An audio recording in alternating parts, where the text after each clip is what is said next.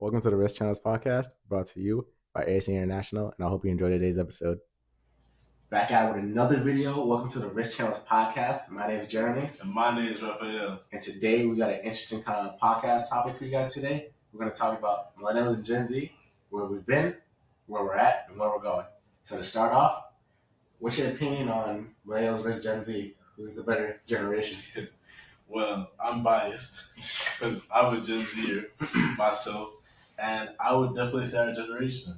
You know, between like the clothes, fashion, of course, music, just trends. Like I think we're a dope generation. True. I think there's an argument for both sides. The '90s, obviously had emergence of like gangster rap, hip hop. You know, the fashion choices, the movies there, the shows. And you can't forget about like Powerpuff Girls. You know what I'm saying? All of that, Keenan and Kel, stuff like that. I mean, both sides have the generation, but I'm not going to be biased too and say Gen Z. Gen Z too? Yes, sir. Nah, see, because I thought you were going to say the 90s though, because, I mean, you got Keenan and Kel, but then what about like Martin and Gina? Like, that show is just like perfect. Then you got the 2000s, you got Dating Phantom, Zoe 101, iCarly, stuff like that. Okay, I'm not going to lie. Just off those three, you got it. Exactly, bro. So, the next thing would be, what do you think about like our generation as a whole going towards like, you know, being adults right now? Because we're 21. So what do you think about going into adulthood? No, see, okay, so we're still young, which is good, but we really are transitioning into adulthood. We're going on into our senior year of college, and then after this, it's kind of like the real world. Like, you know, some of us will still stay back a year, back in their parents' home or stuff like that, save up their money. But aside from that, though, you know, there's a lot of people who are going to be like, you know, dorming with their friends or rooming with their friends, getting a, you know, having like a renting bill and stuff like that. Like, grocery shopping by themselves if they don't already do that. But it's going to be different. So, like, do you think you're going to move out right after college or you're going to wait a couple of years? For me, I never thought about moving out of my house right after college because I want to take the smart approach for myself. Mm-hmm. I want to save as much money as I can until like I know I'm capable of like, you know, being successful in my field. I have enough money to like, you know, live in a reasonably nice apartment. Yeah. And go from there. All right. And currently you don't have a car, right? I do not. So when do you think you're going to buy a car? Like how soon? How soon? Hopefully tomorrow. But I wish too. Realistically, it may take me like maybe another year, and then I should have enough to, you know, buy a car. But I know it's just in our generation today, car prices are through the roof. Or in our time today, car prices are through the roof. Yeah. Insurance through the roof, and especially being a young male, you know they're going to tax us. You know they're going to tax us. So that's just another like factor to think about. And like, do you think you're gonna buy like a used car or like a new car, like right off the lot, by using like credit or something? Yeah. So I was taught. I saw a post somewhere or whatever, Instagram. Like that's kind of how Gen Z people like get our news at this point. But don't forget TikTok. It's TikTok too. Yeah. But it's smarter to buy a used car 2 to 3 years because that's already like the bulk of the depreciation period. Mm-hmm. And after that, you have a relatively new car. It's not going to be squeaky clean. May not have like the whole fresh car scent or new car smell. But I'll get a used car for sure and finance it. You know? Yeah. I think so. What do you like? How are you going to deal about like? All right, so you get like, what car would you want for your first car? For example, like I know you're gonna go into details. You're gonna be like, oh, I want a Beamer, I want yada yada yada. That's not even the details. Details would be, I'm not gonna bore you guys, but 2011 E90 328i. That's what I want. 4-door. I don't know what color yet. Black, brown interior, or white with black interior. Something calm. It's still a BMW, so luxury performance brand, but you know, having it be from the E90 series, the last year they made it was 2011. You know, it's an older car, but I like that. How you gonna deal with? All right, paying the car is one thing. How you gonna deal with paying the insurance every month for that as a young male? We might have to rob a bank. You be the driver, I'll be the. I'm gonna do an ice real quick. Money heist type beat. for sure. Exactly. But how would I pay that? Well, I'll be working and stuff like that. Um, hopefully multiple sources of income. I'm already working on that. And that's how I pay off my car. But it's going to be a difficult task though, because as I said, the prices are through the roof for all these things. So you just have to be smart about your financial decisions.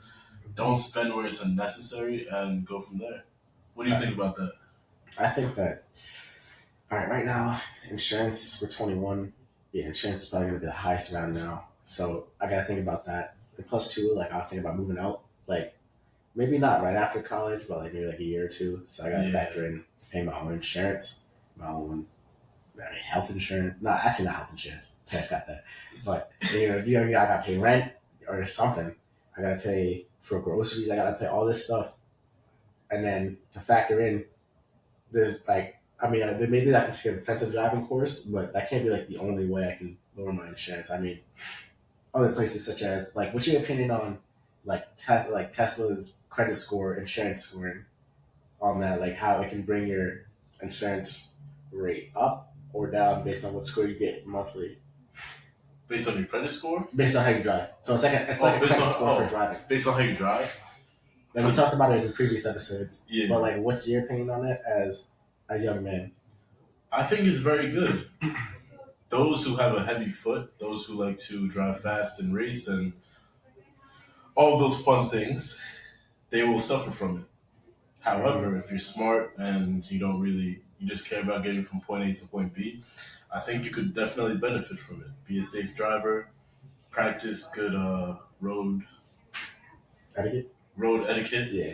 and improve your credit score by being a safe driver. Like it's beneficial. There'd be less accidents in the world, less road rage, because you know how road rage can get. Yeah, I'm not People are gonna lie. crazy out here. You ever been driving and then you like somebody like you driving like literally going like let's say speed limit 65, you going about 70, 75. Yeah. Somebody's right on you and then they cut you off. Yeah. You mean that time you did this to me? When I do that to you, exactly. Oh, I never do that. I'm not that much of a bad person. Your score would go up. No, Yeah. but yeah, definitely though. It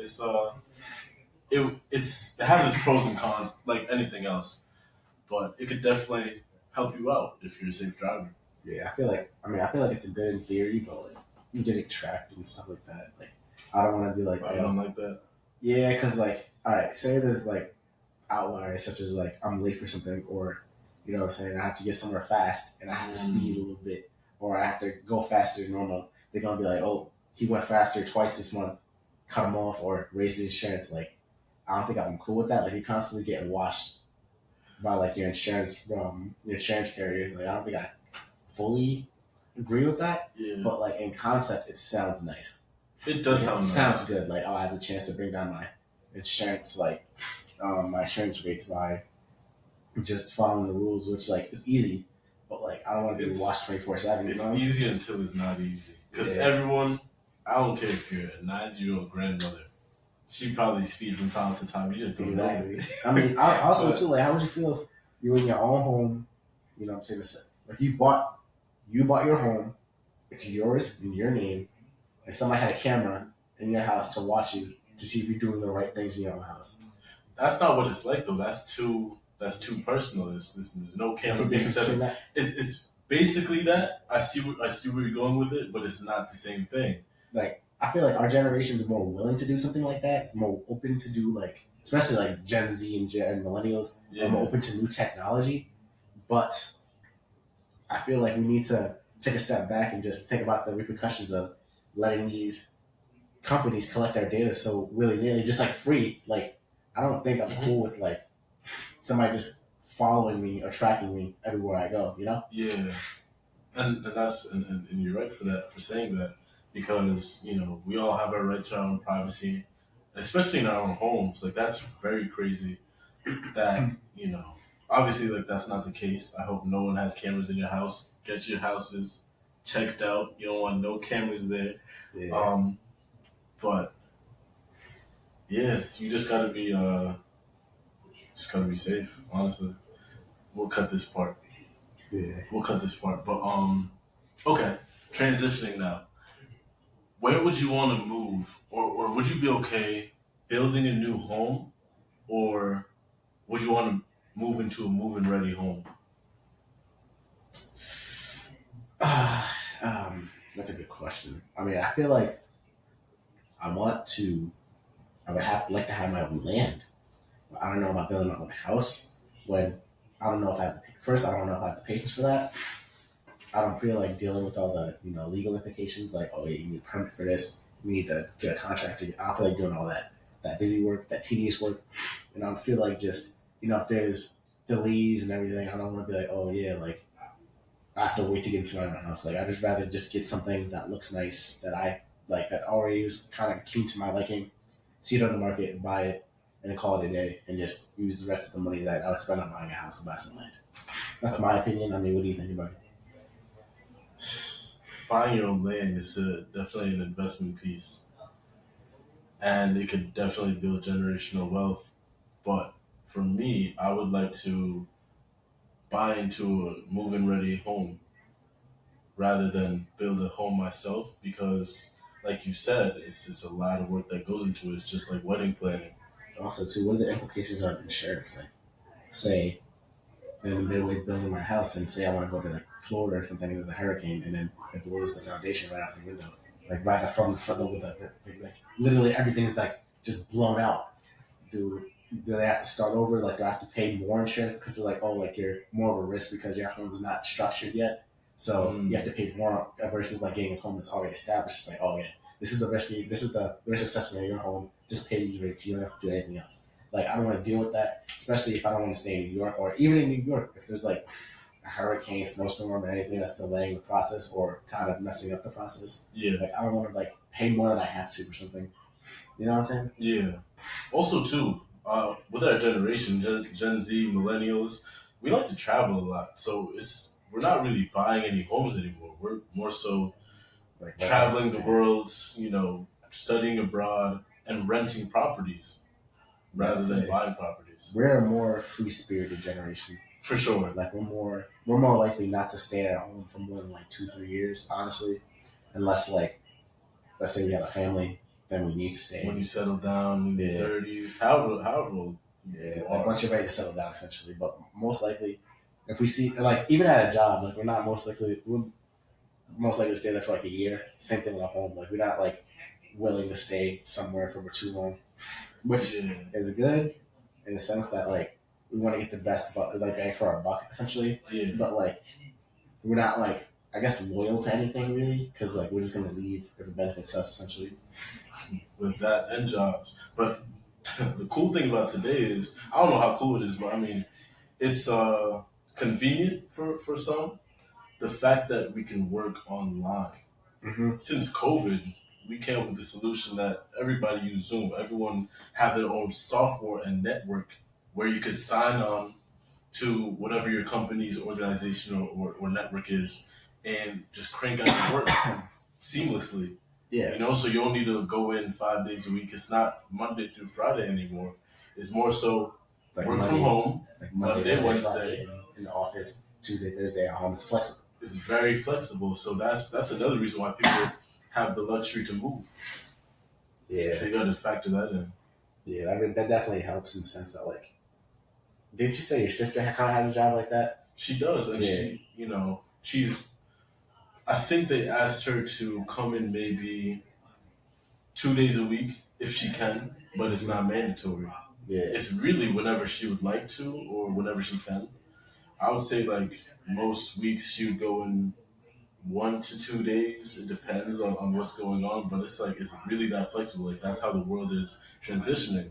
Because I would say millennials and the generation before them are used to working in person 5 days a week, and they may not have the luxury to rent properties because they're gonna stay there for a while. Maybe they got a house that was handed down through the family will or whatever the case may be. Um, they're definitely going to be staying in the location for a lot longer than Gen Z and millennials, for sure. Yeah. And I feel like overall, Gen Z and millennials, different values, different beliefs than like the previous generations, like Generation X, Generation Baby Boomers. like, oh yeah, like we're gonna buy a property, stay there, settle down, have a family, give that to our next family, our next of kin. Like we're more likely to be like, all right, we buy this property or rent this property, see how it goes, find a better property somewhere else, move there until like obviously we have kids and everything. Yeah. So I feel like we're more of what's the word, like migrants in the sense that we would like to migrate different places and just test the waters in certain things. We're free willed, free spirited. We're our own person. Yeah. Don't like to be controlled. Kind of sums up, how we are. Yeah. But I promise you, we're cool people though. Yeah. It's just you just gotta get to know us. I mean, Young some people in generation. generations are a little obnoxious. I mean, with the generation, it's TikTok and everything. Like, Yeah. the person, even I can't stand some of them. But, Nah, I get what you're saying though. yeah. But I feel like in all, that wraps up today's episode. Make sure to like and comment on our video and follow us on all social media: Instagram, Facebook, Twitter, LinkedIn. That wraps up today's episode of the Rich Channels podcast. Thank you guys for tuning in. And remember, we got you covered from A to Z.